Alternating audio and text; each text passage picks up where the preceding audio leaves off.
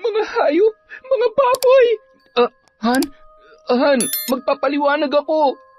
All this time, niloloko niyo lang pala ako. Ang bababoy ninyo. Mga walang hiya kayo. Han, nangyari lang naman ang bagay na to dahil inakit ako ng mama mo. Siya nagbibigay ng motibo. Han, please maniwala ka sa akin. Sinungaling, sabihin mo, ikaw ba ang ama ng tinadala niya? Ikaw ba? Anak, hindi ko sinasadya. Yung asawa mo kasi, nilasing ako't pinagsamantalahan. Hanggang sa naging gawain na namin yon kapag wala ka. Dahil sasaktan niya ako kapag hindi ako nagpaubaya. Anak, patawarin mo ko. Talaga ba, Ma? Pareho pa kayo naguhugas kamay ngayon? Malinaw naman na ginusto niyo to. Kitang-kita na nag-e-enjoy kayong dalawa, hindi ba? Hindi ba? Han, huwag ka lalapit. Nandidiri ako sa'yo. Kinasusuklaman ko ang kababuyan ninyo. Taon 2008.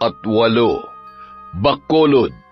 Mahigpit na niyakap ni Ivy ang kanyang mama Ellie na mahigit 1 taon na niyang hindi nakakasama. Sa Maynila siya nanirahan ng ilang taon at ngayon ay umuwi na siya sa probinsya kasama ang kanyang asawang si Ryan para lubusin ng makasama ang kanyang mahal na ina. Salamat naman at napagdesisyonan niyo nang dito na manirahan sa atin mga anak.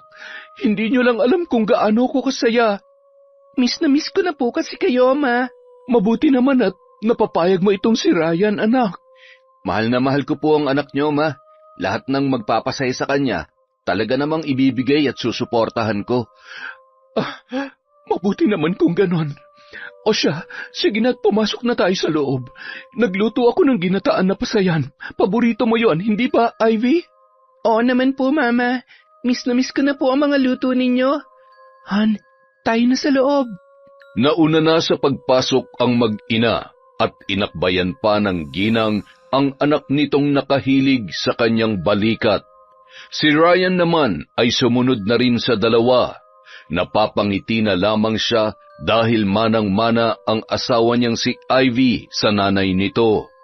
Pareho na ngang maganda ang muka, pareho pang maganda ang hubog ng katawan.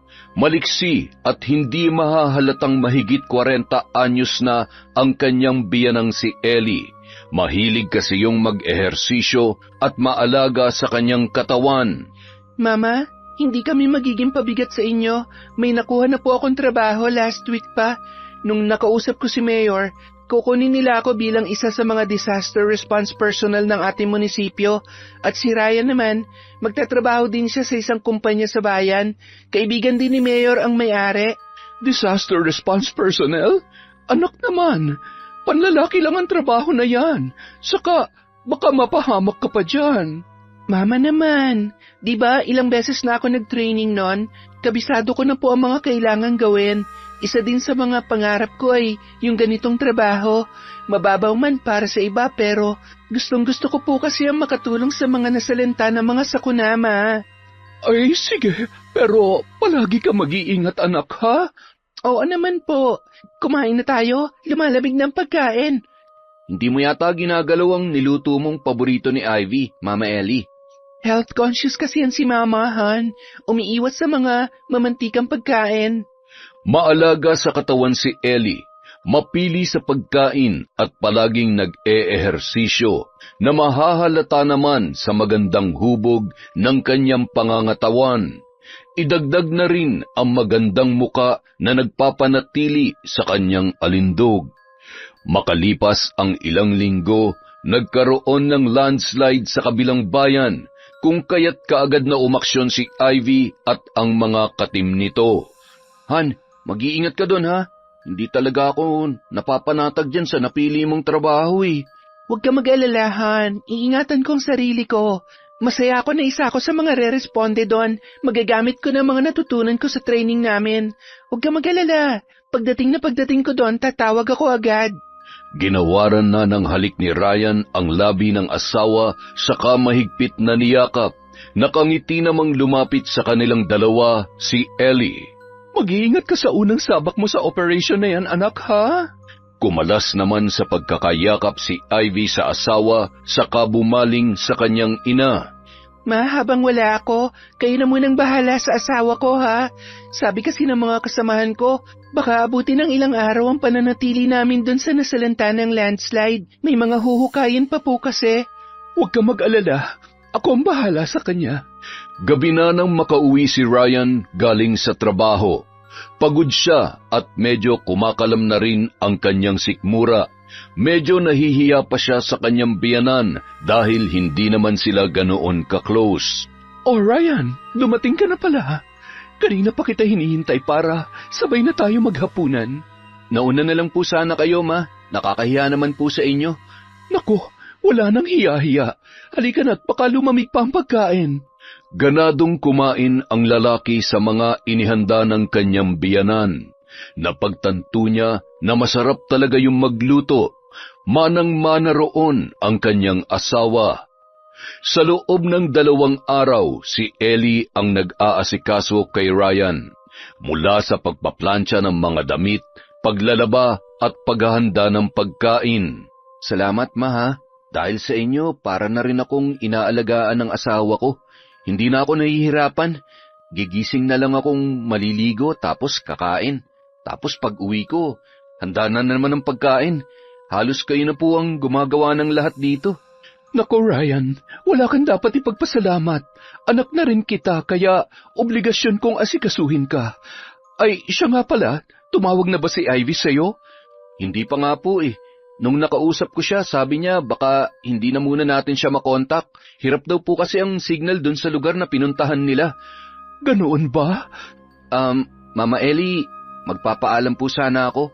Mamayang gabi po, dadalo po ako sa birthday nung isa kong kasamaan sa trabaho. Baka mapasarap po ang inuman kaya umaga na po ako makakauwi. Sige lang Ryan, walang problema. Salamat po. Kinahapunan. Nagulat si Ellie nang datnan si Ryan sa loob ng bahay na may kasamang isang lalaki. Kagagaling lang niya sa gym. Akala ko ba may lakad ka ngayon? Sumaglit lang po ako para magbihis. Siya nga pala, ma, si Ruben po. Kasamahan ko po sa trabaho. Magandang hapon po, ma'am. Parang Ryan, hindi mo naman sinabi sa akin na maganda pala ang biyanan mo. Oo naman. Maganda talaga yan si Mama Ellie, pare. Huwag niyo nga akong binobola. Hindi nakakatawa yan. Pasensya na po pero nagsasabi lang po ako ng totoo, ma'am. Napangiti na lamang si Ellie sa sinabing yon ni Ruben. Sanay na siyang makarinig ng ganoong mga komento mula sa iba. At nagagalak din naman ang kanyang puso. Mas lalong nadadagdagan ang kagustuhan niyang magpaganda. Hindi rin nakaligtas sa kanya ang malalagkit na titig ni Ruben. Halatang naakit ito sa kanyang alindog. Ma, alis na po kami. Baka po umagahin ako ng uwi, ha? Sige, mag-iingat kayo. Ryan? Po? Siguraduhin mo lang na birthday talaga yung pupuntahan ninyo, ha? Mama Ellie naman, syempre naman po. Good boy po ito. Alam ni Ivy yun. Ay nako, ma'am. Kapag may ginawang katarantaduhan tong si Ryan, ako na po mismo magsusumbong sa inyo. Uy, sip-sip. Sige na, ma. Alis na po kami. Kumawi pa si Ellie sa dalawa habang papalabas ng gate.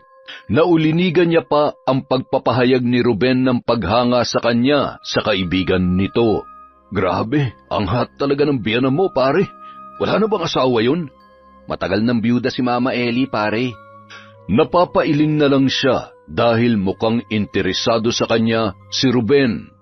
Bagay na hindi niya nagustuhan. Saglit na nagmuni-muni si Ellie nang mag-ring ang kanyang cellphone na Nokia 1100 ang model. Hello? Ivy? Anak? Ma, pauwi na po ako. Ngayon lang nagkasignal ang cellphone ko kaya ngayon lang po ako nakatawag. Hindi ko po makontak si Ryan, ma. Naiiwang naka-charge ni Ryan ang cellphone niya dito sa bahay, anak. Kaalis lamang niya. Umalis siya? Saan daw po pupunta? Birthday daw kasi ng kasama niya sa trabaho. Ano anak, uuwi ka na ba? Ako na lang ang susundo sa'yo dyan sa munisipyo. Sige ma, hihintayin ko na lang po kayo.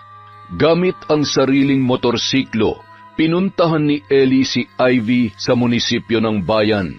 Malayo pa lang, natatanaw niya na itong nakaupo sa isang mahabang upuan, kausap ang isa sa mga kasamahan nito. Nang mapansin siya ni Ivy, kaagad din namang tumayo ang anak at nag-ayos ng mga gamit. Mukhang pagod na pagod ka, anak ka. Oo nga po pero ayos lang ma. Ang importante tagumpay ang mission namin at ligtas na nakalikas yung mga residente doon. Nahukay na rin yung mga natabunan ng gumuhong lupa. Mabilis na sumampa sa motorsiklo si Ivy at pinaharurot naman kaagad ng kanyang ina ang pagmamaneho. Masayang nagkwentuhan ang dalawa. Tuwang-tuwang isinasalaysay ni Ivy sa kanyang ina ang mga ganap sa kanilang trabaho, na nawiwili rin naman sa pakikinig sa kanya. Ang sarap talagang sumakay sa motorsiklo mo, ma. Para akong lumilipad. Ang bilis mo kasi magpatakbo. Kung hindi ka lang sana huminto sa pagpapractice mo noon, magaling ka na ring rider ngayon. Ewan ko ba, ma? Simula nung natumba ako at nagkasugat sa tuhod, parang nawalan na rin ako ng ganang matuto sa pagdadrive. Na-trauma na yata ako. Mas gusto ko na lang na umaangkas na lang ako. Ma, naiihi na po ako. Tamang-tama, magpapagas lang din ako sandali. May gasoline station dyan sa malapit. Nang makalabas na si Ivy mula sa loob ng CR ng gasoline station, hinanap ng kanyang mga mata ang kanyang ina. Nakita niyang nakatayo yon malapit sa motor at siya ay hinihintay. Napangiti naman si Ivy habang nakatingin doon. Kakikitaan talaga ang mama niya ng kagandahan. Hindi bumabagay ang edad nito sa hubog ng kanyang pangangatawan. Lagi rin itong napagkakamalang kapatid niya dahil magkamukha sila. Sexy yun kung manamit na laging nakaluwa ang cleavage at laging nakasuot ng leggings. Bilang anak nito, hindi niya kinakahiya ang style ng kanyang ina. Bagkus ay proud na proud pa siya. Nang makita siya nito, ay nagmamadali nang lumapit sa kanya si Ellie. Ang hot mo, ma. Nakita mo yung mata ng mga gasoline boys? Parang luluwa na sa kakatitig dyan sa ano nyo? Saan, anak? Sa harapan ng leggings nyo. Hayaan mo silang maglaway. Libre tingin, bawal ang hawak. Baka mapanis, ganun. Hay nako, napakapilya nyo talaga.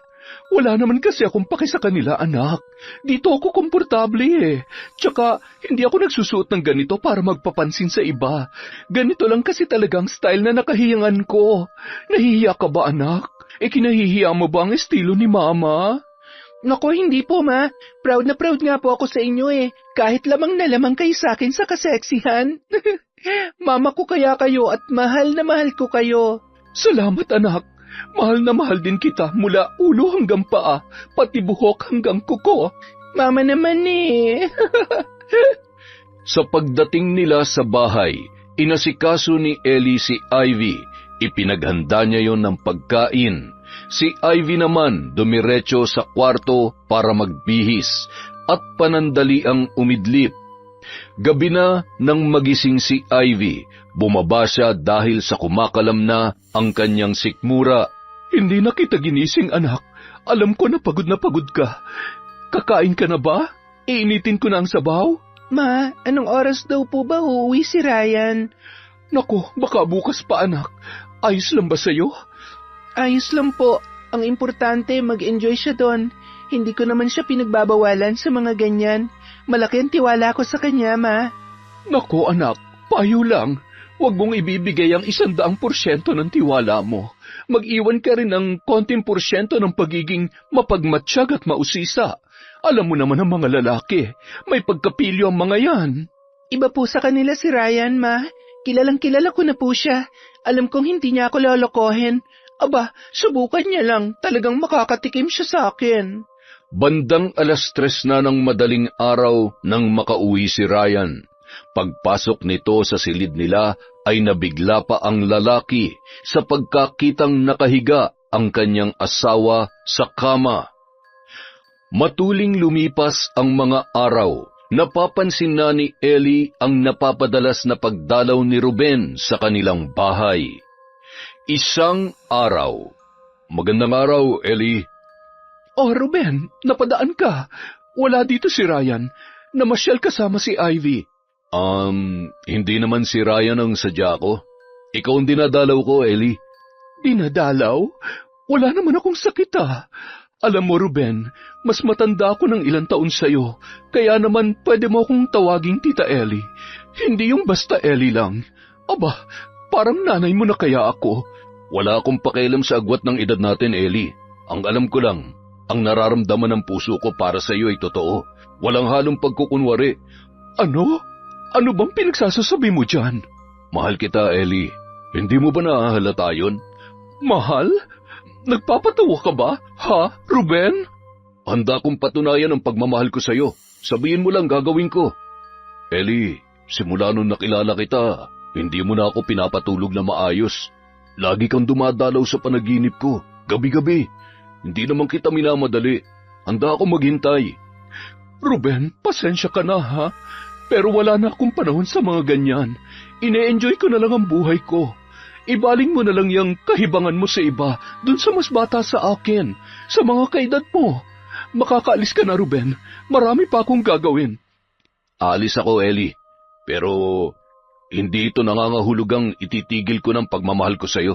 Handa ako maghintay, kahit gaano pa katagal.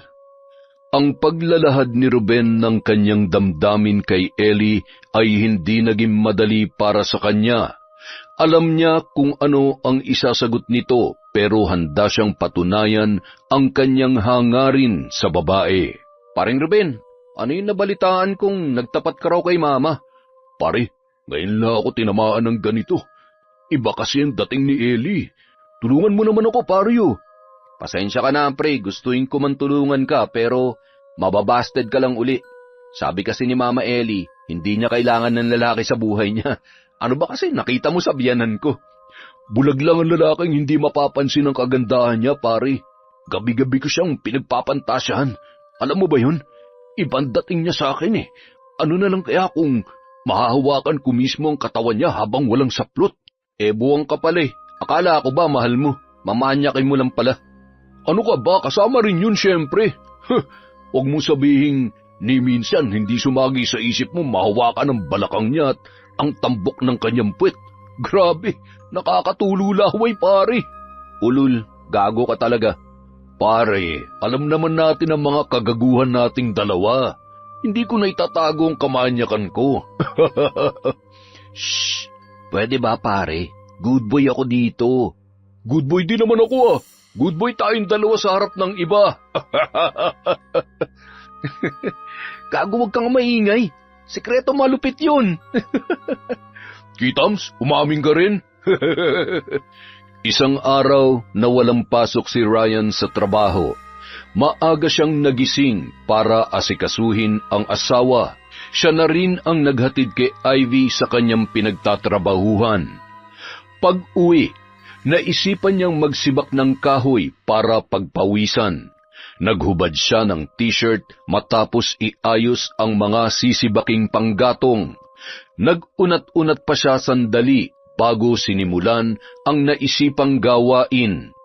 Pansin ni Ryan ang pares ng mga matang nakatitig sa kanya.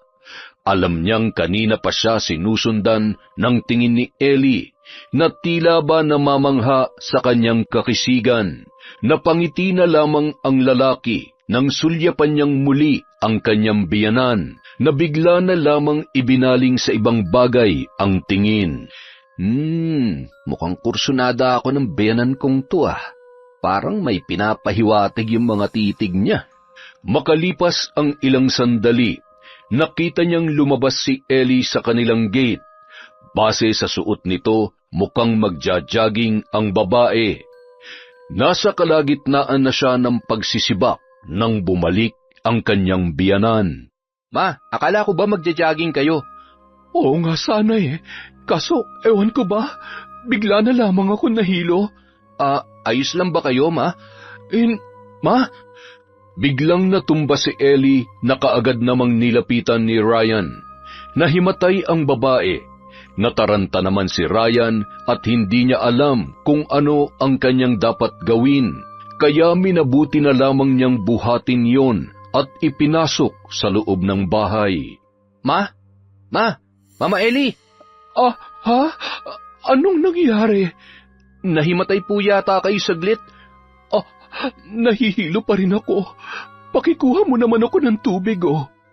Tumalima naman si Ryan sa utos ng biyanan. Pagbalik niya ay inisang lagok ng babae ang tubig na nasa basong ibinigay niya. Maayos na po bang pakiramdam niyo? Magpapahinga lang ako dun sa kwarto ko. Mawawala rin tong pagkahilo ko. Sobra na yata kayo sa pagdadayet. Baka gutom lang po yan. Aalalayan ko na po kayo. Baka matumba po kayo. At dahan-dahan nang inalalayan ni Brian ang kanyang biyanan hanggang sa paghiga nito sa kama. Kaagad na pumikit ang mga mata ng babae habang patihayang dumagan ang katawan sa malambot na higaan. Bahagya pa yung tumagilid kaya nalantad ang umbok ng dibdib nito na napakaputi. Nakasuot kasi yon ng V-neck na t-shirt. Hindi mapigilan ni Ryan na titigan ang maamong muka ni Ellie, hanggang sa bumaba ang kanyang tingin sa matambok noong dibdib. Napatitig pa siya sa bumabakat na suot nitong leggings, hanggang sa napalunok na lamang ang lalaki. Biglang nag-init ang kanyang pakiramdam. Agad siyang lumabas sa silid ng kanyang biyanan. Pumasok agad sa banyo at doon ay pinakawalan ang rumaragasang init mula sa kanyang kalooban. Lintik, nakaisa ka sa akin, Mama Elia. Ginising mo, natutulog na si Junior. Sa kanilang pananghalian, ipinagluto ni Ryan si Ellie. Hinatid niya pa sa kwarto ang pagkain na yun. Ma, kain na po. Saka inumin niyo na rin tong gamot na binili ko. Pampawala po yan ng hilo. Nagpasalamat naman sa kanya ang babae. Walang kaalam-alam si Ellie na pinagpapantasyahan na siya ng kanyang manugang. Isang araw, muling nagkaroon ng emergency. Kailangang manatili ni Ivy sa evacuation area ng mga nasalanta ng bagyo sa Karatig Bayan. 1 linggo o higit pa ang pananatili niya doon. Paano ba yan, Han? Mukhang matatagalan bago tayo makabuo nito. Lagi ka kasing umaalis eh. Tapos pagod ka rin lagi. Gusto ko na magkaroon ng anak, Han. Ako rin naman. Kaso sa uri ng trabaho ko, talagang hindi tayo gabi-gabi magkakatabi sa pagtulog. Alam mo naman, di ba? Kailangan kami kapag ganitong may emergency. So, paano ba yan? 2 gabi na akong hindi nakaka-score dahil dyan sa buwan ng dalaw mo, tapos 1 linggo ka pang mawawala? Han naman, alam kong pangangailangan mo. Huwag ka mag-alala, pagbalik ko babawi ako sa'yo, ha? Promise, ako lahat ang gagawa. Hihilata ka lang, okay? Ano pa nga bang magagawa ko? Mag-iingat ka doon, Han, ha? I love you. I love you more, Han.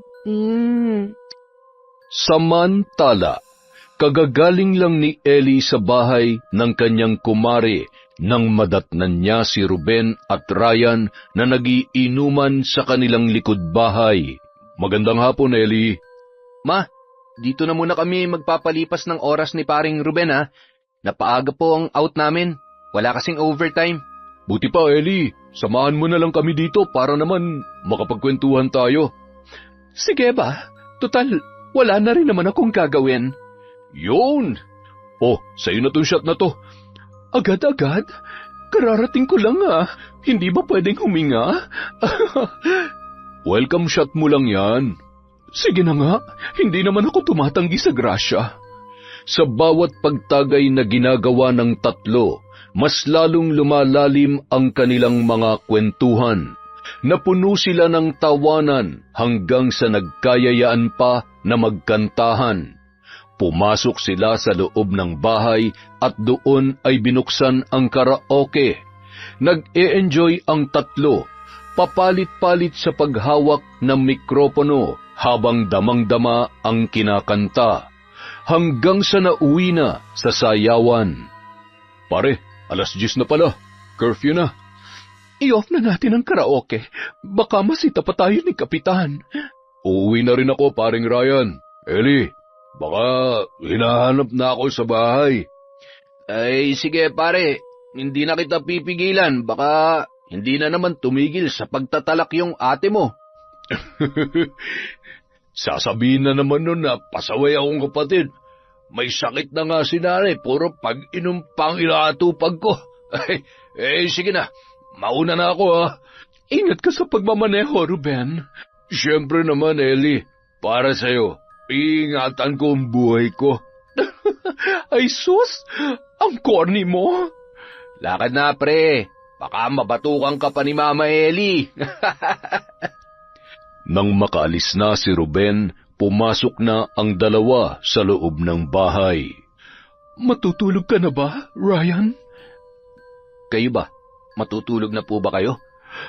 Hindi pa ako inaantok eh. At saka may mga beer pang hindi nabubuksan. Palagay ko, nauuhaw pa ako. Aba, magkakasundo tayo dyan, ma. Ituloy na natin ang inuman. Panay ang kwentuhan ng dalawa hanggang sa makaubos na sila ng tig-3 pang bote. Wait lamang, Ryan. Naiihi lang ako. Sige lang, ma. Makakapaghintay naman ng baso. Paggewang-gewang na nagtungo sa CR si Ellie. Hilong-hilo na siya dulot ng tama ng alak. Makatapos na makaraos ay bumalik na siya sa sala. Kapansin-pansin na rin ang pagkaduling ni Ryan. Ngingising-ngisi pang naglalakad papalapit si Ellie, ngunit bigla siyang natisod. Dahilan upang matumba siya sa nakaupong si Ryan. Sakto namang sumadsad ang kanyang muka sa pagkalalaki nito at naramdaman niya ang paggalaw noon. Naku, pasensya ka na, Ryan. Hindi ko na makontrol ang galaw ko. Akmang tatayo na sana siya nang dumukwang si Ryan at mabilis siyang hinawakan nito ng mahigpit. Nang una ay tila pumalagpas si Ellie, ngunit kalaunan ay unti-unti na rin siyang bumigay, hanggang sa tinangay na sila ng kanilang mga nag-aalab na damdamin, patungo sa mundong sila lamang dalawa ang tao, kapwa uhaw at nananabik sa katawan ng isa't isa. Ilang beses na naganap ang mainit na tagpo sa pagitan nilang dalawa ng gabing yun. Wala silang pakialam sa paligid. Ang tanging nanaig lamang sa kanila ay ang kagustuhang makaraos ng paulit-ulit. Ibang klase yung performance mo, ma. Ang lupit mo. Simula kasi nung mamatay ang asawa ko, ngayon lang ulit ako nakatikim ng lalaki. Kapwa hinihingal habang nakangiti, magkayakap pa sila hanggang sa dalawin na sila ng antok. Ang salang yon ang tanging saksi sa mga kaganapan ng gabing yon. Kinabukasan, nagising si Ellie na masakit ang kanyang ulo. Sa pagmulat niya ng kanyang mga mata ay napagtanto niya nakahubad pala siya. Kaagad siyang napabalikwas ng bangon at nang makita niya si Ryan na natutulog sa tabi niya na walang saplot, tila siya ay nahimasmasan. Ryan! Gising! Ryan! Ryan, ano ba? Ano ba? Inaantok pa ako. Gumising ka! Mag-usap tayo, Ryan! Malitong ginawa natin. Paano na ang anak ko? Ang OA mo naman, Mama Ellie. Pareho nating ginusto yung nangyari. Pwede ba huwag ka nang umiyak-iyak dyan? Hindi to dapat malaman ni Ivy. Hindi niya ako mapapatawad kapag nalaman niyang... Relax ka lang. Siyempre, hindi niya to malalaman kung mananahimik tayo. Kasalanan mo to eh. Kayo ni Ruben. Kung hindi niyo lang sana ako niyayang uminom. Para ka naman teenager niyan, ma. Nakakatawa ka. Anong kasalanan ko eh? Ikaw nga tong grabe makalampaso sa alaga ko. Tumahimik ka nga. Nandidiri ako sa atin. Saan ka ba nandidiri? Dito? Ha? Tingnan mo nga oh. Buhay na naman siya. Halika nga rito, ma. Tigilan mo ako, Ryan. Hindi yan nakakatuwa. Ano ba? Sandali lang, nakikiliti ako. Huwag mo na munang isipin si Ivy. Tayong dalawa lang nga nandito, oh. Solong-solo natin tong bahay. Pagbigyan mo na ako, ma. Huwag dito. Doon tayo sa kwarto ko. Ang sarap naman ng almusal ko ngayon. Ito yung almusal na talagang gustong-gusto ko eh. Napakapilyo mo. Halika nga rito. Sa araw-araw na lumipas, ganoon na ang naging sistema ng dalawa. Parang sila na ang mag-asawa. Lagi nang maagang umuwi si Ryan dahil naghihintay sa kanya si Ellie na handang-handang makipagbembangan kahit sa ang sulok ng kanilang bahay. Maging sa harapan ng salamin ay hindi nila pinapalampas ang init ng kanilang katawan. Kung saan gaganahan ay aarangkada ang dalawa. Samantala, habang nasa trabaho, lumapit si Ruben kay Ryan. Iba ang aura mo ngayon, pare ah. Parang ang liksi mong kumilos. Naghahanda lang, pre. Malapit na kasing umuwi si Mrs. eh. Alam mo na. Pare, ilakad mo naman ako sa biyanan mo para magka-love life na rin ako. Alam ko namang ibang pakay mo kay Mama Ellie, pare. Huwag mo na lang ituloy. Ibaling mo na lang sa iba yan. Bakit naman? Akala ko ba boto ka sa akin para sa kanya? Alam mo kasi, pare, ang kailangan ni Mama Ellie, lalaking siseryoso sa kanya. Hindi yung gagawin lang siyang parausan. Pero kung gusto mo talaga, ligawan mo siya na maayos. Malay mo, pumayag naman. Gagawin ko talaga yan, pare. May nakapagsabi din sa akin na ibang klase yung galawan ng mga single mom. Yung tipong hahanap-hanapin mo. Basta gawin mo lahat para mapasagot mo siya, pare. Para naman maisakatuparan mo na yung pinaka-aasam-asam mong kamanyakan sa kanya. Samantala, may isang matandang babae ang biglang natumba sa evacuation center na kinaroroonan ni Ivy. Mabuti na lamang at mabilis niyang nasaluyon kaya hindi nabagok ang ulo. Nay, ayos lang po ba kayo? Pasensya ka na, Ineng. Bigla lang kasing nalabo ang paningin ko eh. Huwag na po muna kayo maglakad-lakad. Nanghihina pa po ang katawan ninyo. Hali po kayo dito. Aalalayan ko po kayo hanggang sa higaan ninyo. Dumugo na naman ang sugat ninyo, oh. Sandali lang po at papalitan natin yan ng bandage. Ang bait mo naman, Ineng. Ano nga pala ang pangalan mo? Ako po si Ivy. At kayo naman po si Nanay Libya. Hindi po ba? Oo, Libya nga ang pangalan ko. Mabuti na lang at dumating kayo dun sa baryo namin. Kung hindi, baka wala na ako ngayon sa mundo. Marami po ang namatay dahil sa bagyo. Hanggang ngayon nga po, hindi pa nakikita ang ilang mga bangkay na nawawala. Nanay Libya, may pamilya po ba kayo? Wala na. Mag-isa na lamang akong naninirahan sa maliit kong kubo. Ngunit ngayon, wala na akong mauuwian dahil mukhang tinangay na ng malakas na agos ng tubig. Nakaramdam ng awa si Ivy sa matanda. Paano na ang magiging takbo ng buhay nito kung wala na ngang mauuwian? May awa po ang Diyos, Nay. Hindi niya po kayo pababayaan. Alam mo, Ineng, noon pa man ay hindi ko na nararamdaman ang pagmamahal ng sinasabi mong Diyos. Pinabayaan niya na ako. Pinarusahan kahit wala naman akong ginagawang kasalanan. Ano po ang ibig niyong sabihin? Simula pagkabata, nabuhay na ako sa masalimuot na mundo. Walang pagmamahal. Lagi akong sinasaktan ng sarili kong pamilya. Kaya naisipan kong maglayas hanggang sa nakilala ko ang asawa kong si Canor. Biniyayaan kami ng anak. Akala ko ay dun na mapuputol ang aking kasawian dahil mula nung dumating sila sa buhay ko, naging masaya ako, naging kumpleto. Pero Sa hindi inaasahang pagkakataon, kinuha silang dalawa sa akin. Nagkasakit sila at hindi na nalunasan, kaya nauwi sa kanilang kasawian. Walang paglagyan ng sakit na naramdaman ko noon, at magpahanggang sa ngayon ay dala-dala ko pa rin ang hinanakit sa Panginoon.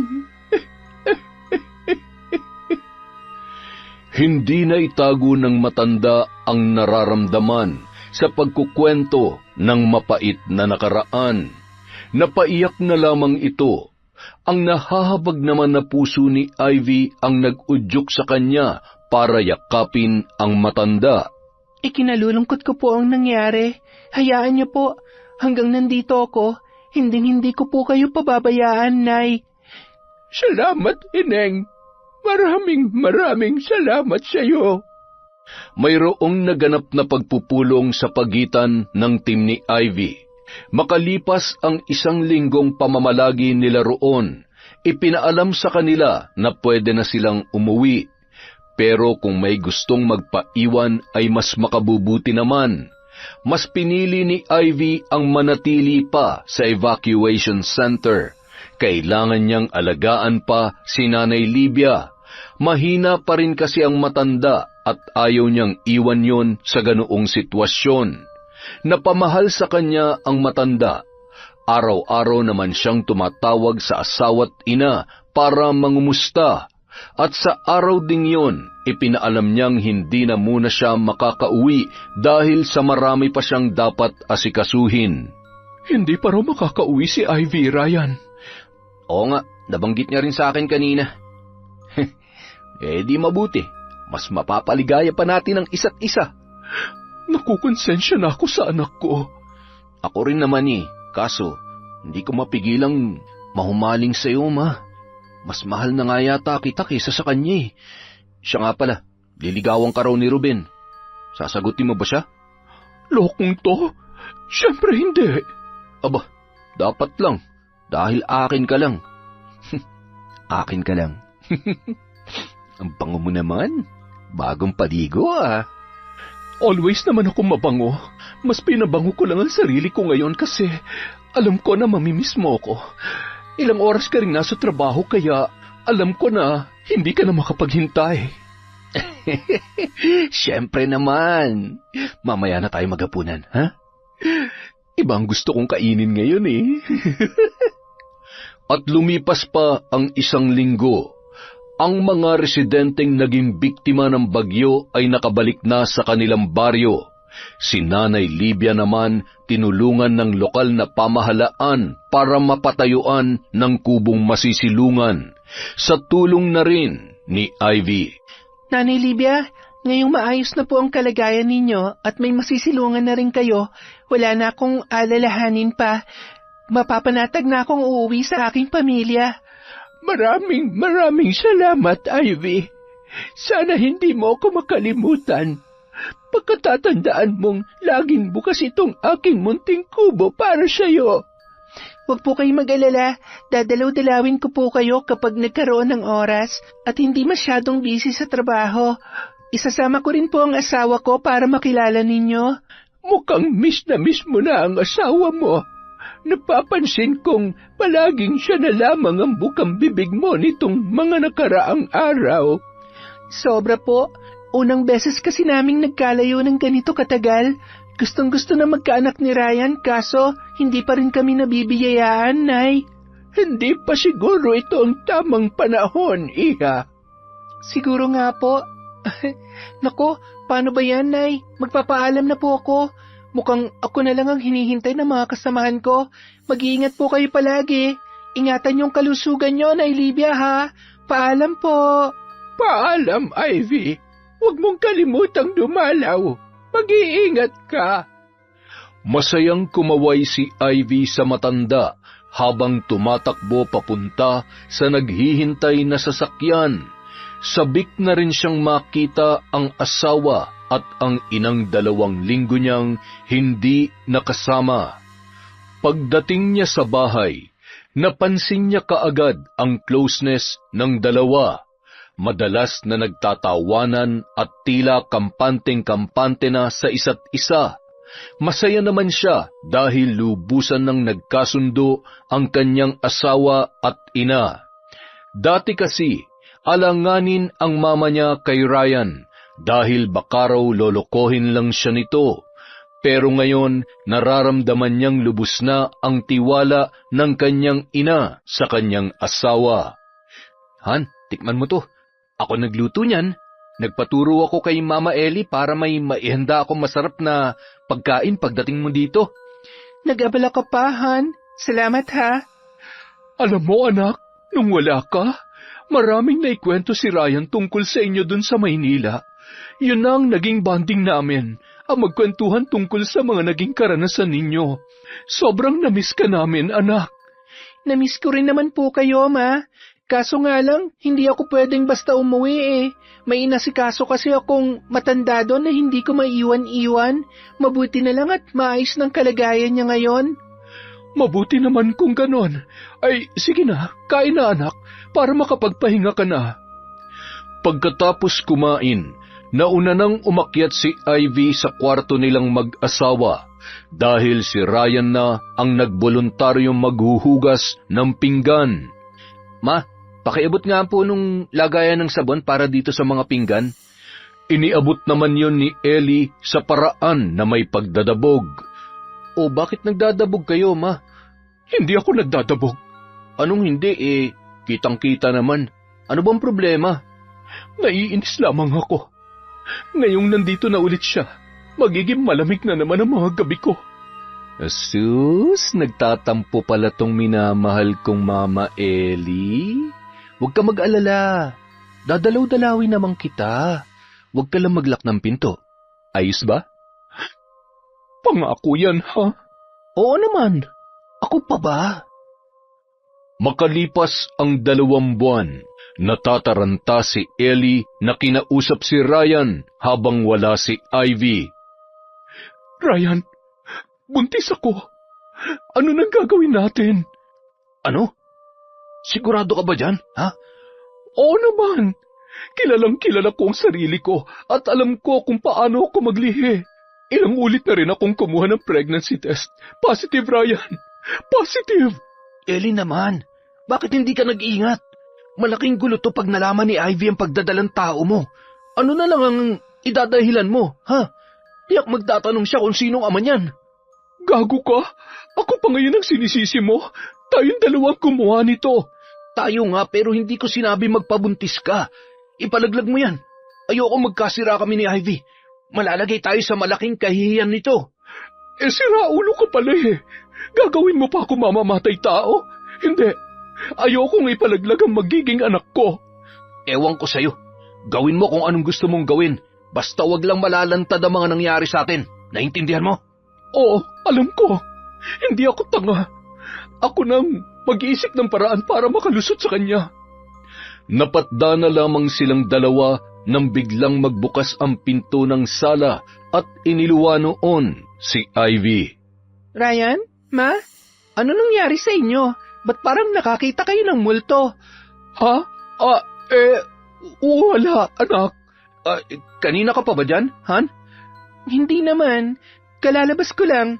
Ang weird nyo naman. Pareho kayong namumutla. Nagulat lamang kami. Ano kasi, anak nag-uusap kami ni Ryan tungkol dun sa napanood naming horror movie. Dun sa part na sobrang nakakatakot. Tapos biglang nagbukas yung pinto, kaya nagulat kami pareho. Tama yun, Han. Alam mo naman, matatakutin ako sa mga multo. Kailan ka pa nagsimulang manood ng horror movies, Han? Si Mama Ellie kasi mahilig manood, kaya nung wala ka, nakinood na rin ako. Nahinlibangan na namin yun. Oo nga, tama. Isang gabi, nagising si Ivy na wala si Ryan sa kanyang tabi. Hinanap niya ang asawa sa loob ng kanilang banyo, ngunit wala rin yun doon. Sa pagbukas niya ng pinto sa kanilang silid, narinig niya ang malakas na tunog mula sa telebisyon. Pinakinggan niya yung mabuti at napagtantong mukhang horror movie ang nakasalang. Han? Wala siyang narinig na tugon mula dito, kaya hinanap niya yun sa sala, ngunit wala rin siyang nakitang tao doon. Nasaan kaya ang lalaking yon? Bigla siyang napalingon sa kwarto ng kanyang mama nang marinig ang pagkalampag. Sa pag-aalala na baka kung ano ang nangyari sa kanyang ina, ay kaagad niyang tinungo ang loob noon. Ma? Ma, ano nangyayari dyan? Ma? Makalipas ang ilang segundo, nagbukas ang pinto ng silid ni Ellie. Iniluwa noon ang asawa niyang si Ryan, nakahubad ng pang-itaas na damit at magulo ang buhok. Pawisan din ang lalaki. Han? Anong ginagawa mo sa kwarto ni Mama? May ahas na nakapasok doon, Han. Sinubukan kong hulihin at patayin. Kaso nawala na lang bigla nung pumasok sa sulok eh. Hinahanap ko nga eh. Pasensya ka na anak. Sobrang natakot kasi ako sa ahas. Kaya nagpatulong ako kay Ryan. Ganun ba? Nako, Ma, kailangan na siguro nating mag-general cleaning dito sa bahay. Marami na ring damo na matataas sa labas. Baka pinamumugaran na nga yun ng ahas. Tara na, Han. Akyat na tayo. Pero baka nandyan pa yung ahas, Han. Baka matuklaw si Mama. Wala na yun. Nasisiguro kong wala na siya sa loob. Sige, Ma. Akyat na kami ni Ivy, ha? Sige. Pakipatay na lamang yung TV, mga anak. Bago tumalikod si Ryan kay Ellie, kumindat pa ito sa babae. Kinikilig naman nang umiti si Ellie saka sinara ang pinto ng kanyang kwarto. Samantala, isang umaga, nagtataka si Ivy sa ikinikilos ng kanyang ina. Nagtatakip ito ng ilong habang nagluluto ng agahan. Panay rin ang diin nito sa sikmura. Ma, ayos ka lang ba? Oo naman, anak. Napatakbo naman kaagad si Ellie sa lababo para sumuka. Ngunit laway lamang ang lumabas mula sa kanya. Masama bang pakiramdam mo, Ma? Hindi naman anak. Baka may nakain lamang ako kaya sumama ang tiyan ko. Nga pala, ano tong niluluto nyo? Ang bango Adobong baboy yan anak. Kaso hindi ko gusto yung amoy, pero gusto kong kumain yan. Hindi ba ayaw na ayaw nyo sa mga mamantikang pagkain? Pati nga sa rice, hinay-hinay lamang kayo. Bakit parang nag-iba yata yung mga gusto nyo, Ma? Ha? Tumatanda na ako anak, kaya naisip kong tikman ang mga putaheng nagpapatakam sa karamihan. Oo, tama, yun nga. Ma? Buntis ka ba? Namilog ang mga mata ni Ellie nang tanungin siya ng kanyang anak. Nakakunot pa ang noo nito na tila ba naniniguro sa kanyang isasagot. Sorry, anak. Sinong ama? Wala ka naman pinapakilalang boyfriend sa amin. Pasensya ka na, Ivy. Hindi ko pa pwedeng sabihin sa ngayon. Masyadong komplikado ang bagay na ito. Han, ang bango naman ng niluluto nyo. Amoy na amoy sa loob ng bahay at sobrang nakakatakam. Bakit? May problema ba? Nakalukot yata yung mga mukha ninyo. Buntis si Mama, Han. Buntis? Bahagyang sinipat ni Ryan si Ellie at pinukulan ng masamang tingin. Maiintindihan niyo naman ako kung hindi ko muna ipapaalam sa inyo kung sinong ama nitong dinadala ko. Hindi ba, mga anak? Pero Ma, pamilya tayo. Anak mo ko. Karapatan kong malaman kung sino. Han, unawain na muna natin si Mama. Baka lang hindi pa siya talaga handa. Hindi handa? Baka naman hindi siya kayang panagutan ng lalaking nakabuntis sa kanya, kaya naglilihim siya sa atin. Ma, magsabi ka lang, hindi naman kita itatakwil. Ano man ang desisyon niya, igalang na lang muna natin, Han. Isa pa, kung hindi man siya panagutan ng lalaki, andito naman tayo para sa kanya, at saka para sa bata. Hindi na lamang umimik si Ivy. Kahit hindi niya gusto ang nangyari sa ina, sinubukan niyang unawain yon. Kahit galit siya, ay pinilit niyang pakalmahin ang kanyang sarili. May operasyon ng team namin bukas. Baka sa susunod na araw pang uwi ko. Sana naman, pagbalik ko, magsabi ka na sa akin, Ma. Ipakilala mo na sa akin kung sino man ang taong yon. Kung ano man ang bumabagabag sa'yo, ipagsawalang bahala mo na lang. Ang gusto ko lang naman ay, ang mapubuti ka, Ma. Kinabukasan, hindi mapakali si Ivy pagdating niya sa kanyang area. Hindi niya maipaliwanag ang nararamdaman. Naroong parang lalagnatin siya at binabayo ng kaba. Ivy, mukhang wala ka sa mood ah. Mabuti pa, huwag ka na lang munang sumama sa operation natin ngayon. Magpahinga ka na muna sa inyo. Baka kung ano pa mangyari sa iyo dun kapag ka tumuloy ka. Kaya ko naman, sir. Kaso parang may pumipigil sa akin eh. Kaya nga umuwi ka na muna sa inyo. Mas mabuti na yung safe ka, kasamang pamilya mo. Maraming salamat po, sir. Bandang tanghali na nang makauwi si Ivy sa kanila. Tahimik ang buong paligid. Ngunit nakasisiguro siya na hindi pumasok sa trabaho ang asawa niya dahil nasa parking pa ang motorsiklo nito. Ang bumabayong kaba sa dibdib ni Ivy ay naroon pa rin. At sa puntong yon, pakiramdam niya ay mas lalong lumalakas ang pagkabog noon. Dahan-dahan siyang pumasok sa loob ng bahay. Pinakiramdaman niya ang buong paligid. Saglit siyang napahinto sa paglalakad nang may mahagip ang kanyang tenga na mga ungol na nagmumula sa silid ng kanyang ina. Biglang napakunot ang noo ng babae. Malakas ang kutob niya na naroroon ang lalaki ng kanyang ina, kaya dahan-dahan siyang lumapit sa pintuan at idinikit ang kanyang tenga. Hindi nga siya nagkakamali. Base sa mga ungol na naririnig niya ay may ginagawang kahalayan ang Mama Ellie niya sa loob ng kwarto. Ngayon malalaman ko na kung sinong lalaki mo, Mama. Hindi mo na ito may tatago sa akin. Malakas ang loob niyang pinihit ang seradura ng pintuan. Nais niyang makita kung sino ang lalaki na kinahuhumalingan ng kanyang ina. Subalit tila binuhusan siya ng malamig na tubig nang tumambad sa kanyang harapan ang asawa at ang kanyang ina na hubot-hubad habang naglalaro ng apoy sa ibabaw ng kama. Mga hayop! Mga baboy! Han, magpapaliwanag ako! All this time niloloko niyo lang pala ako! Ang bababoy niyo! Mga walang hiya! Han, nangyari mga bagay nito dahil inakit ako ng mama mo. Siya nagbibigay ng motibo. Han, please, maniwala ka sa akin!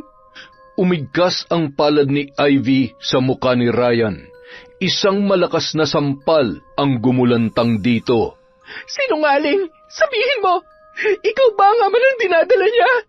Ikaw ba? Anak, hindi ko sinasadya. Yung asawa mo kasi, nilasing ako at pinagsamantalahan. Hanggang sa naging gawain na namin kung wala ka. Dahil sinasaktan niya ako kung hindi ako magpapaubaya. Anak, patawarin mo ko. Talaga ba, Ama? Pareho pa kayo naghuhugas kamay ngayon? Malinaw naman na ginusto niyo to. Kitang-kita naman na nag-e-enjoy kayong dalawa, hindi ba? Hindi ba? Han! Huwag kang lumapit! Nandidiri ako sa inyo! Kinasusuklaman ko ang kababuyan ninyo! Malakas na ibinalya ni Ivy ang pintuan, habang naiwan naman ang dalawa sa loob na nakatigagal. Katulad sa mga nag-uunahang mga luha ni Ivy ang bilis ng kanyang paghakbang papalayo sa kanilang bahay. Parang pinagsakluban siya ng langit at lupa nung mga sandaling yun. Tuloy-tuloy lang ang kanyang paglalakad habang napupuno ng matinding sakit ang kanyang damdamin. Nang makakita ng isang punong kahoy, huminto siya roon upang sumilong sa lilim. Wala siyang pakialam sa mga dumaraang sasakyan, maging sa mga taong napapatingin sa kanyang gawi. Humahagulhol siya ng husto, habang yakap-yakap ang sariling nakaupo sa malaking ugat ng puno. Hindi niya alam kung ano ang gagawin. Wala siya sa matinong pag-iisip para payapain ang sarili na parabang nakakulong sa loob ng isang kahon at hindi alam kung paano lalabas. Nasasadlak siya sa kadilimang hatid ng matinding pagdurusa, puot at paghihinagpis. Hindi niya alam kung ilang oras na ang inilagi niya sa ilalim ng punong yun. Ngunit nang mapagtantong sumasapit na ang takip silim, nagpasya na siyang puntahan si Nanay Libia sa kabilang bayan. Tanging ang matanda lamang ang naisip niyang taong makakapitan niya sa sitwasyon na yon, dahil alam niyang handa yung makinig at dumamay sa kanya. Ivy, salamat naman at napadalaw ka, anak. Nay, Oh, anong nangyari? Halika sa loob. Pag-usapan natin kung ano yung pinagdaraanan mo ngayon. Kasabay ng masaganang luha, ikinwento niya sa matanda ang lahat ng kanyang natuklasan. Inilahad niya kung gaano siya nasasaktan dahil sa kataksilan ng kanyang sariling ina at asawa. ngayon ko lang po napagtagni-tagni ang lahat, Nay. Minsan ko na silang nahuli pero napaniwala nila akong may nakapasok lang na ahas sa kwarto ni Mama. Kaya nandoon din sa loob si Ryan. Ang tanga-tanga ko. Ahas pala ni Ryan na nakapasok sa butas ni Mama. Umiyak ka lamang, anak.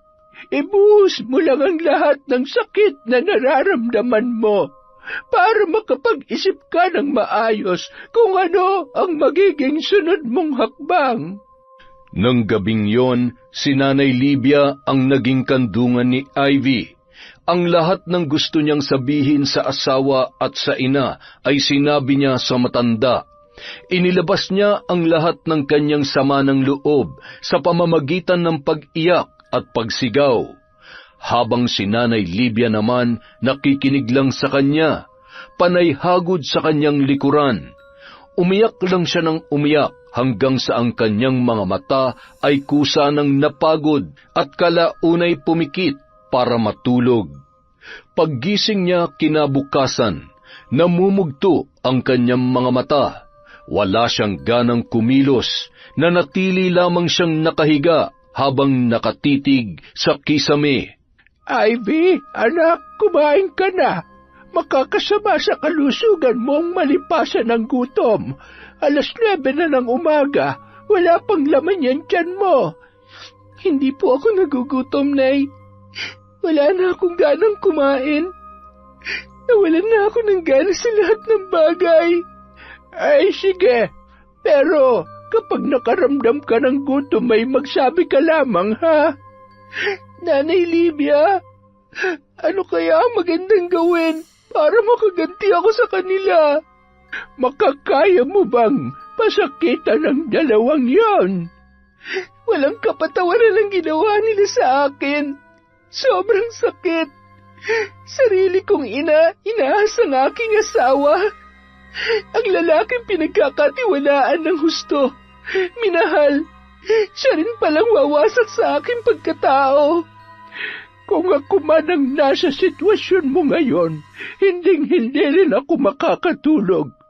Kung hindi ako makakaganti, paano sila magagantihan, Nay? Para maranasan nila ang sakit na pinalasap nila sa akin. Nadudurog ang puso ko kapag nakikita kitang umiiyak ng ganyan. Parang tunay na kitang anak. Huwag ka mag-alala. Gagawa ako ng paraan para maranasan nila ng doble ang mga paghihirap mo. Ano po yun? Paano po? Ako na ang bahala.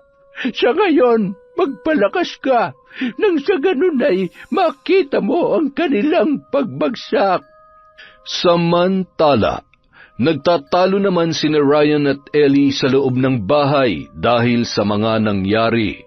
Kung hindi ka lang sana nangati kahapon, hindi sana malalaman ni Ivy ang namamagitan sa atin. Bah, ako pa talagang idiniin mo? Bakit? Sino ba sa atin ang naunang nagmalinis? Hindi ba ikaw? Kasalanan mo ton lahat. Kung sinunod mo na lang sana ang sinabi kong ipalaglag ang batang yan, di sana, hindi nalaman ni Ivy na buntis ka. Ang bobo mo kasi. Ganon. Ako pa ang bobo. Hoy, kung gumamit ka lang sana ng kondom, wala sanang batang mabubuo dito sa sinapupunan ko. Hoy, Ellie, huwag mong ipasa sa akin ang katangahan mo. Baka nakakalimutan mong parausan lang kita. Mas mahal kong asawa ko kaysa sayo. Anong sinabi mo? Bingi ka ba? Ang sabi ko, parausan lang kita. Hindi kita mahal. Naintindihan mo? Isang malakas na sampal ang dumapo sa pisngi ni Ryan. Nanginginig sa galit si Ellie dahil sa mga sinabi nito. Buong akala niya ay siya ang pipiliin ng lalaki. Dahil sa makailang ulit na siya nitong sinabihang mahal na mahal siya, higit pa kay Ivy. Walang hiya ka! Pinaasa mo lang pala ako! Bakit? Sino ba siseryoso sa'yo? Akala mo ba may magmamahal ng totoo sa isang matandang katulad mo? Kahit pa sabihin maganda ka at sexy, hindi mo pa rin mapapabata ang edad mo. Umiiyak si Ellie habang binabayo ng suntok ang dibdib ni Ryan. Pilit naman siyang tinutulak ng lalaki, ngunit hindi siya nagpapatinag. Sa galit ni Ryan dahil sa mga pinaggagawa niya rito, napagbuhatan siya nito ng kamay.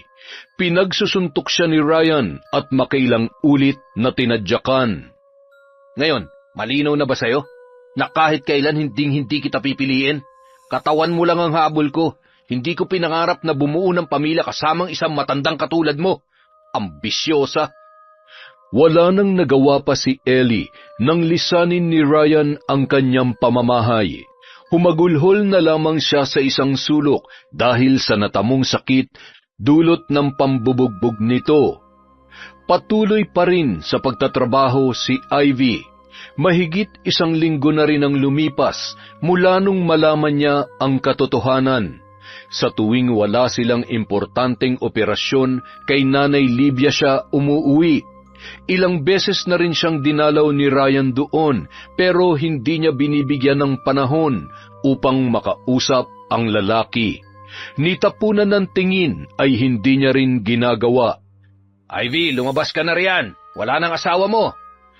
Alam mo, Ivy, kung ano man ang inyong problema, pag-usapan yung dalawa. Hindi makakatulong kung lagi ka na lang iiwas at magtatago. Sir, malaking kasalanan niya sa akin. Hindi ko pa pwedeng i-share sa inyo. Masyadong komplikado ang sitwasyon namin. Basta, hindi ko siya mapapatawad sa ginawa niya. Ako ay nagpapayo lamang naman. Nasa iyo naman ang pagpapasya. Siya nga pala. Kumusta na mama mo? Nagkasabay kasi kami noon nakaraan. Nagpa-check up kasi yung apo ko. Tapos, nakita ko mama mo. Ang dami niyang pasa at may black eye pa. Pasa? Black eye? Oo, hindi mo ba alam? Natahimik na lamang ang babae dahil sa tinuran ng kanyang kasamahan. Kung ganon, totoo kayang sinasaktan ni Ryan si Mama? Napagpasyahan ni Ivy na magmasid sa kanilang bahay. Nagtanong-tanong din siya sa ilang mga kapitbahay tungkol sa kanyang mama. Iisa lang ang sagot na nakuha niya sa mga yon. Mag-isa lang si Ellie sa kanilang bahay. Minsan na lang lumabas at wala nang nakakakita pa kay Ryan na umuuwi roon. Dahil sa kanyang nabalitaan, nakaramdam ng kaunting kirot sa puso si Ivy para sa kanyang ina. Kung hindi na nakatira doon si Ryan, ibig sabihin, iniwan na nito ang kanyang mama. Pero may sumagi sa kanyang isip na baka planado lang ng dalawa ang lahat upang hindi maghinala ang kanilang mga kapitbahay, para hindi sila lubusang mapahiya. Sa pag-uwi niya kay Nanay Libya, muli niyang inusisa ang matanda tungkol sa sinabi nito nung nakaraan. Nanay Libya, paano ko po sila magagantihan? Buo na pa ang pasya mong maghiganti sa kanila, anak. Opo, ano po bang paraan ang alam ninyo? May kaalaman ako tungkol sa pampabarang. Pinakatatago-tago ko yung lihim. Pero dahil sa malaki ang utang na loob ko sa iyo, handa akong gumawa ng ritual para pasakitan ng mga taong nanakit sa iyong damdamin. Barang, hindi po ba isa yung uri ng lihim na karunungang itim? Mambabarang po kayo, Nanay Livia? Oo, anak. Gusto mo bang patikimin ko sila ng hagupit ng aking kaalaman? Magsabi ka lamang. Sa katunayan, may ginawa na ako para parusahan ang asawa mo. Wala na siyang mapapasukang trabaho. Buo ang loob na sumang-ayon si Ivy sa matanda. May mga bagay na hiningi ito sa kanya para tumalab ang sumpa ng barang sa kanyang mga bibiktimahin. Bukas na bukas din, Nay. Magdadala ako ng mga larawan nilang dalawa. Gabi nang hinanda ni Nanay Livia ang 2 larawang ibinigay sa kanya ni Ivy. Nagkulong siya sa loob ng kanyang silid na nababalot ng itim na tela. Ang kadiliman doon ay tinatanglawan ng mga ilaw mula sa nakasinding mga kandila.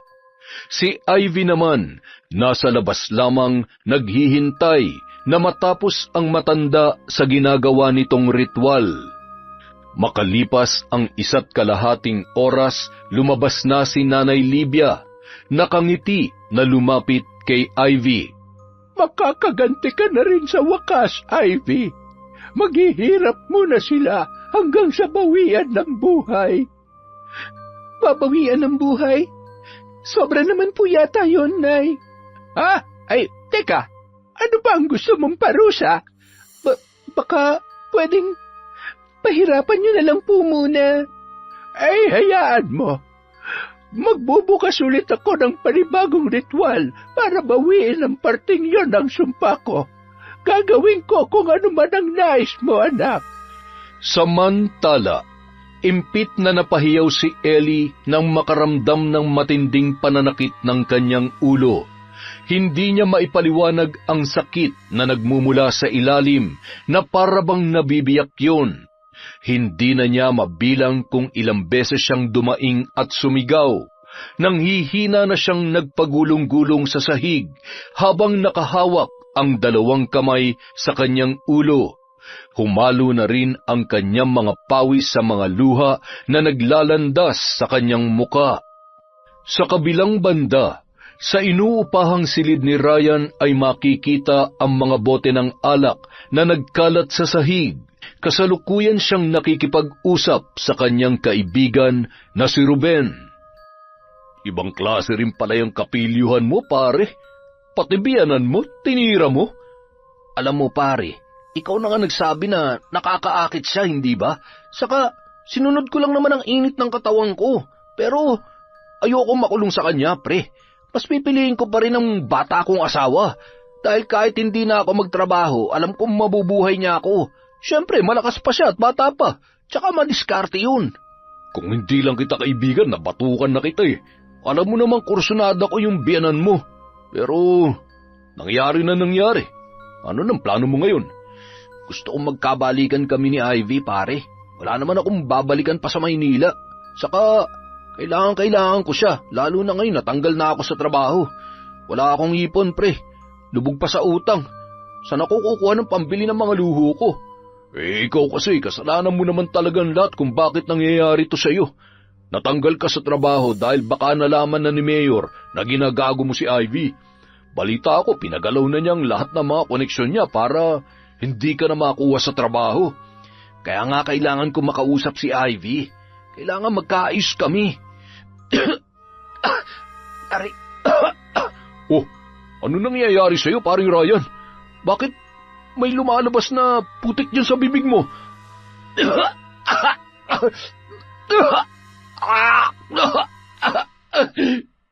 Sa bawat pag-ubo ni Ryan ay bumubulwak ang putik sa kanyang bibig. Maitim at malagkit ang mga putik. Hindi alam ni Ruben kung ano ang kanyang gagawin. Nataranta siyang dinaluhan ang kaibigan, ngunit napapaatras dahil sa pagtalsik ng putik. Napapatakip na lang siya ng ilong dahil nalalanghap niya ang nakakasulasok na amoy noon. Ilang oras din ang itinagal ng ganoong senaryo nang hihinang napasandal si Ryan matapos ang nakakapangilabot na tagpong yun. Kakaiba yung nangyayari sa akin, pre. Anong klaseng sakit kaya to? Pare, ngayon lang ako nakakita ng taong sumuka ng putik. Nakakapangilabot. Alam mo, pre, uuwi na muna ako, ha? Magpahinga ka na lang dito. Bukas na lang natin ituloy tong inuman. Pare, huwag mo naman akong iwan. Nalalabo ang paningin ko. Nahihirapan din akong huminga. Hindi na sumagot pa si Ruben. Narinig na lang ni Ryan ang pagkalampag ng pintuan kung saan lumabas ang kanyang kaibigan. Kinabukasan, abala sa pag-aayos ng mga gamit si Ivy sa kanyang pinagtatrabahuhan nang mapansin ang paglapit ng kanyang ina. Hindi niya sana kikibuin yun, kaya kaagad siyang naghanap ng paraan para makaiwas. Subalit kaagad na humarang ang ginang sa kanyang daraanan. Anak, mag-usap naman tayo, oh. Akmang lalagpasan niya na sana ito, ngunit hinawakan siya ng babae ng mahigpit. Anak, alam kong nagkasala ako sa iyo at sobra akong nagsisisi sa mga nagawa ko. Ang unang nangyari sa amin ni Ryan ay bunga lang ng tama ng alak. Kinausap ko siya, sabi ko, mali ang nagawa namin. Pero, imbis na magsisi siya, inulit-ulit pa niya ang kasalanang yun. Siyempre, sa pahintulot ko rin. Hindi ko ito sinasabi sa iyo para magmalinis o kung ano pa man. Ang gusto ko lamang ay malaman mo ang katotohanan.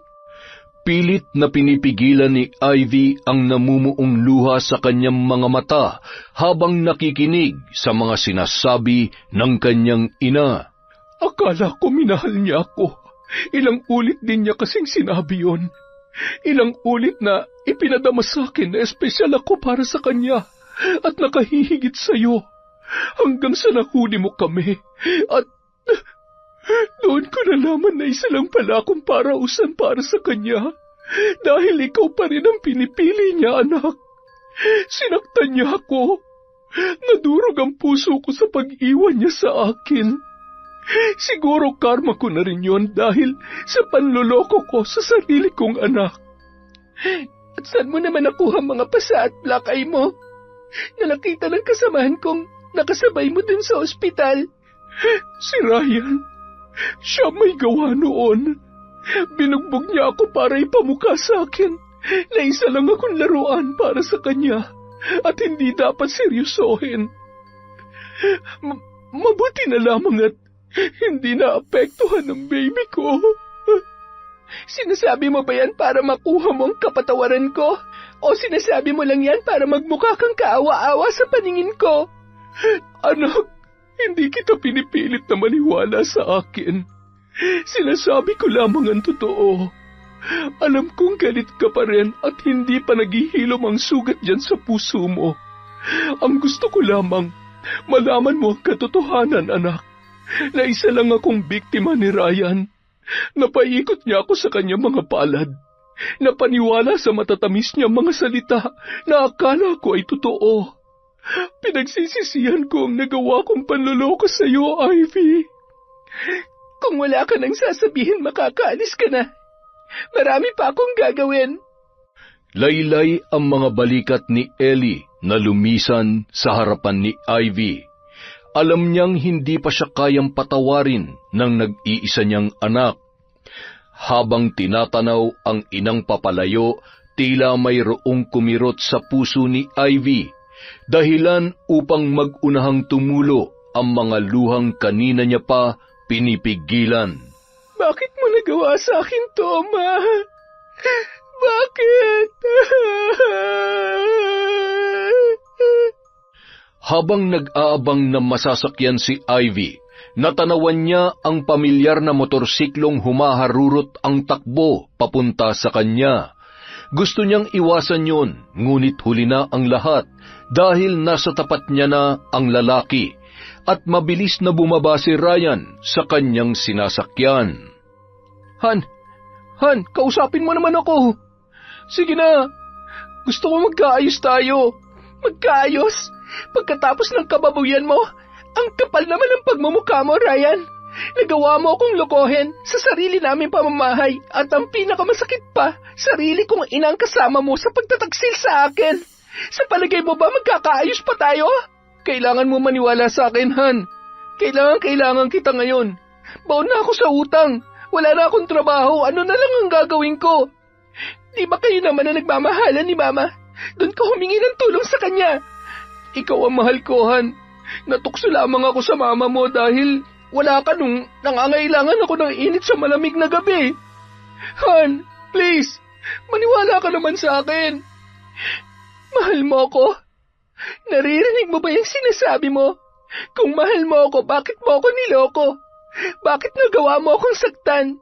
Na halos madurog na ang buong pagkatao ko.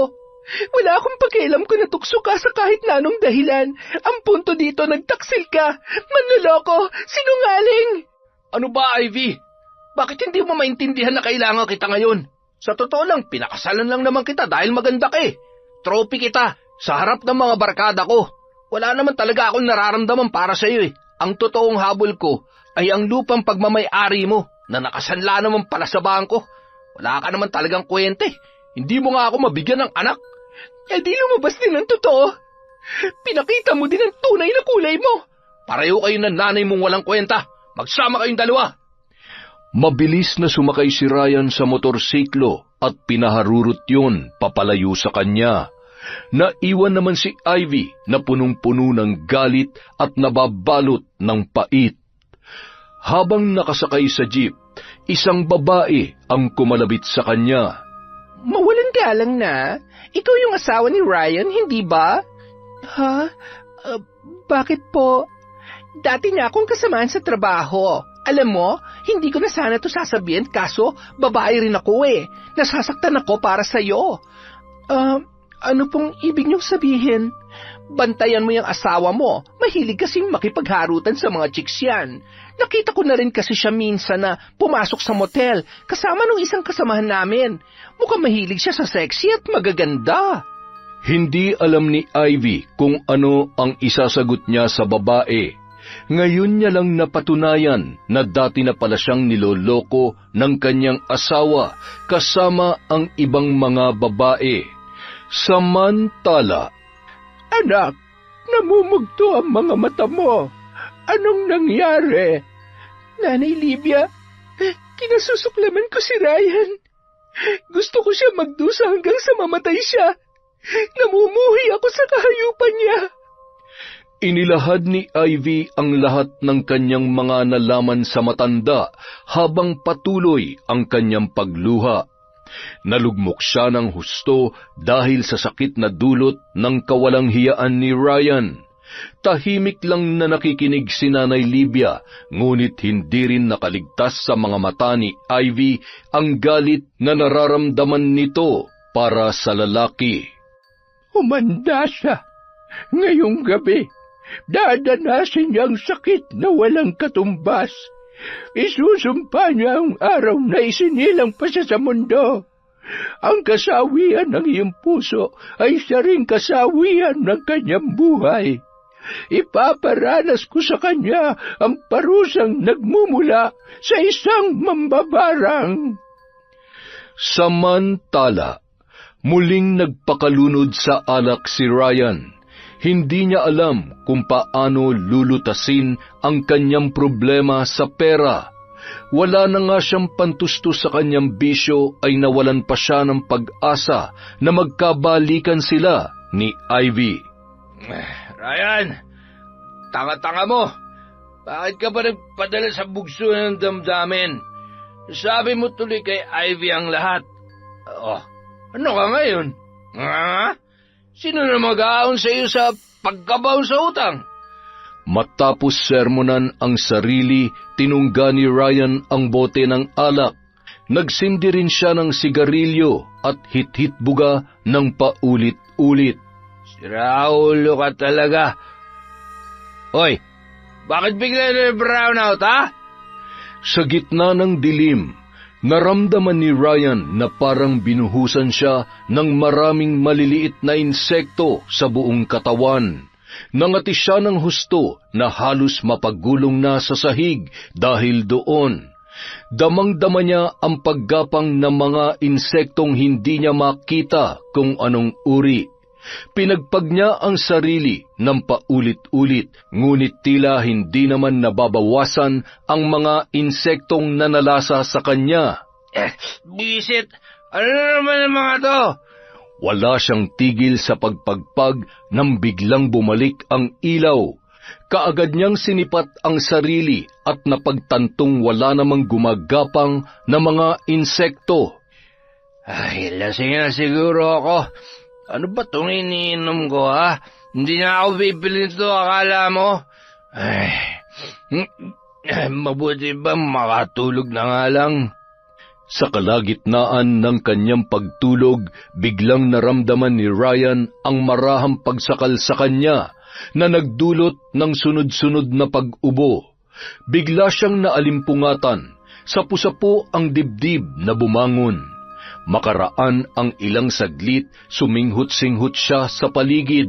Nagtataka kung bakit nakakalanghap siya ng amoy ng nasusunog na kandila. Luminga siya sa 4 na sulok ng kanyang silid para siguruhin kung may kandila nga ba roon. Ngunit wala naman siyang makita. Nanuot ang amoy noon sa kanyang ilong, dahilan upang siya ay mahirapan huminga. Leche, ba't ito nangyayari sa akin? Bakit parang...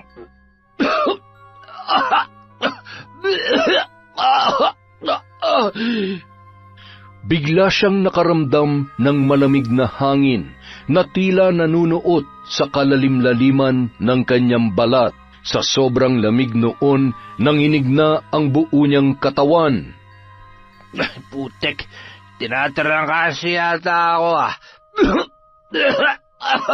Kapag minamalas ka nga naman, oo. Akmang ihahakbang na sana ni Ryan ang kanyang mga paa nang muli na namang sumalakay ang matinding pangangati sa kanyang katawan. At sa pagkakataong yun, sinabayan pa ng pamamantal ang kanyang balat. Hindi magkamayaw sa pangangati ang lalaki, hanggang sa bigla na naman siyang inubo. Bumulwak ang masaganang dugo mula sa kanyang bibig na nagpasindak sa kanya. Namilog ang kanyang mga mata dahil sa hindi makapaniwala sa mga nangyayari. Walang tigil ang pagsuka niya ng dugo, kasabay ng walang humpay na pangangati. Sa isang iglap lamang, biglang natigil ang pangangating yon, gayon din ang pagsuka niya ng dugo. Subalit sumalakay naman ang matinding kirot sa kanyang lalamunan. Parang may bumara doon na kahit paglunok ng laway ay hindi niya magawa. Pinilit niyang ilabas kung anuman ang nasa loob ng kanyang lalamunan. Makailang ulit niyang kinalikot ang sariling bibig para sumuka. Ilang sandali pa, naramdaman niya na lamang na parang hinihila ang kanyang dila. Napapikit siya dahil sa labis na sakit. Hindi niya alam kung ano ang nangyayari sa kanya. Ang alam niya lamang ay tila persadong hinihila ang kanyang dila papalabas ng kanyang bunganga. Nagulat na lamang siya nang yun ay maputol. Nakita niya pa ang pagkalaglag nito sa sahig. Pumulandit ang masaganang dugo na pumuno sa kanyang bunganga. Ilang sandali pa, bigla na lamang nanikip ang kanyang dibdib. Nasapo niya yun at mahigpit na hinawakan.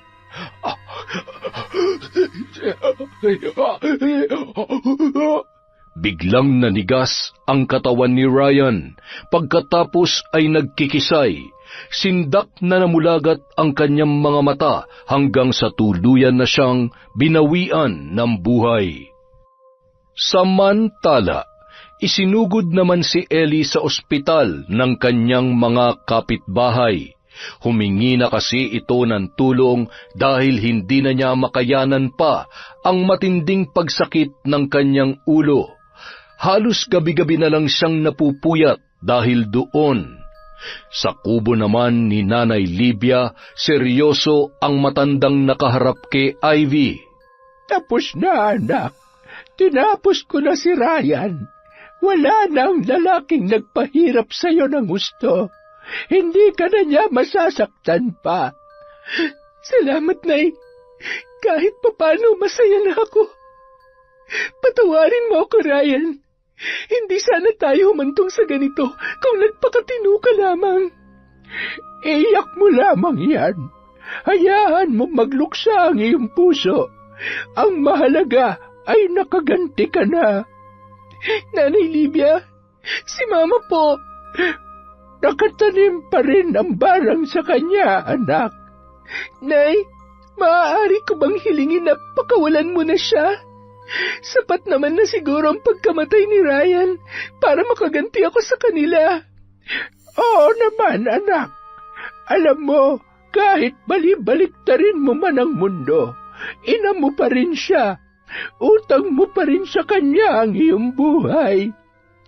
Hindi ko pa siya mapapatawad sa ngayon, Nay.